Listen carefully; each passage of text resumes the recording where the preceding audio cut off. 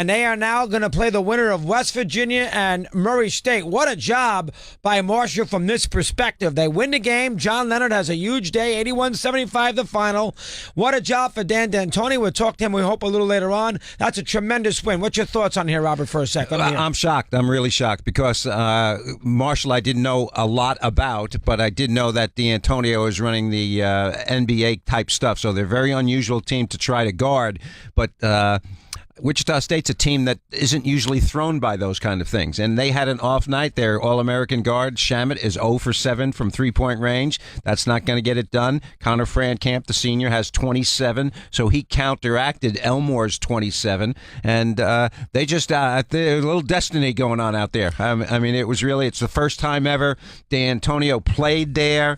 In the late 70s. Barely beat Western Kentucky to get here with the 2 point. I told you about the ball knocking away at 68-67. Yeah, and it was wonderful to watch. It was very intensely played. But like you and most people, you're frustrated in the end game situation with the crazy stuff that goes on with the shot clock in the end. Terrible there, Bob, with all the replay. Absolutely terrible. Cincinnati is going to be in pretty good shape, so we keep an eye on them. I'm a little worried about Arkansas right now. That can't seem to get any points, and I don't have enough of them at 27-15. But we'll get to that in a second. Let's do Cincinnati. That pulled away. Game not over yet, I don't think, but they're up by about a dozen, 65-53 on Georgia State. Nice account of themselves, but Cincinnati that you love, you think this is a Final Four kind of team, is off to a decent start here in the NCAA tournament. There's no doubt about it. I mean, you got to give Georgia State credit. They hung in, but the game lasts 40 minutes, not 20 minutes and not 30 minutes, and Cincinnati is imposing their will as we go down the stretch here. Nice job by Cincinnati there. Of course,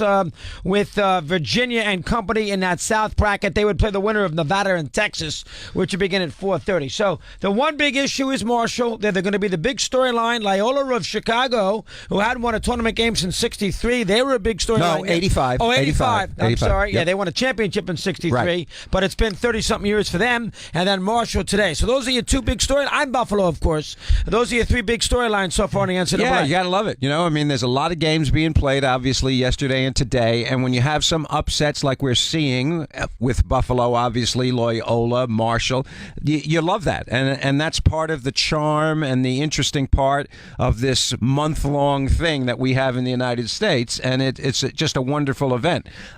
Obviously, as you go deeper into the tournament, the teams that are the most talented, that are more familiar with most everybody, all the college basketball fans in the country, will assert themselves usually. Did you think Arizona was a Final Four kind of team? Talent level, no doubt about it.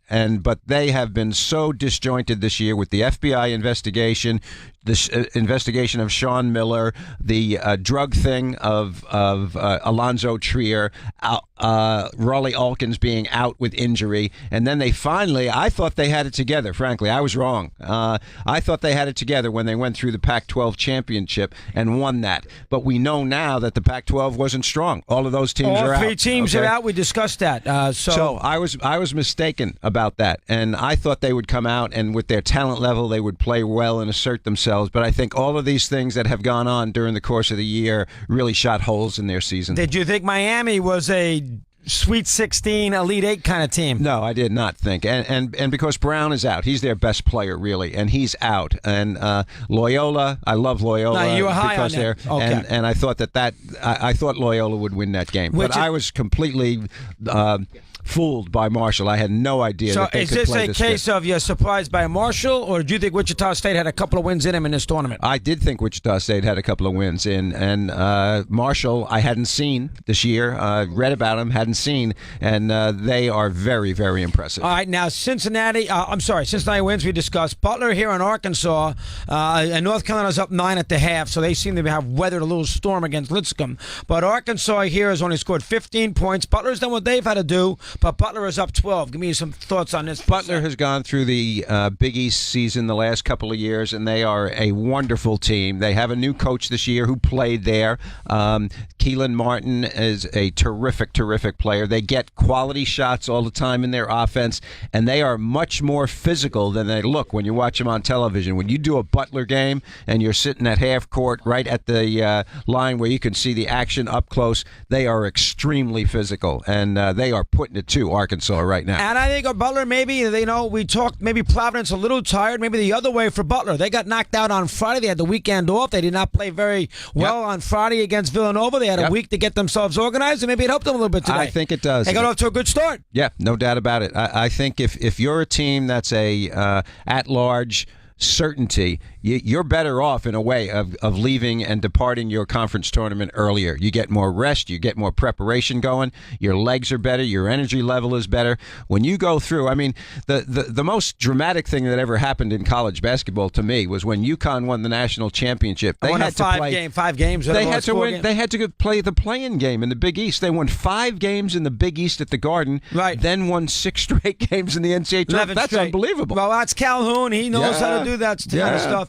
So you're a little surprised by Butler here right out of the gate. All right, the other games later on, as we keep an eye on these as the afternoon moves along. Creighton, these are the afternoon games now. There is 1 left to go, and 2 left to go that haven't begun yet. That is the Nevada game against Texas, Bob, at 4:30.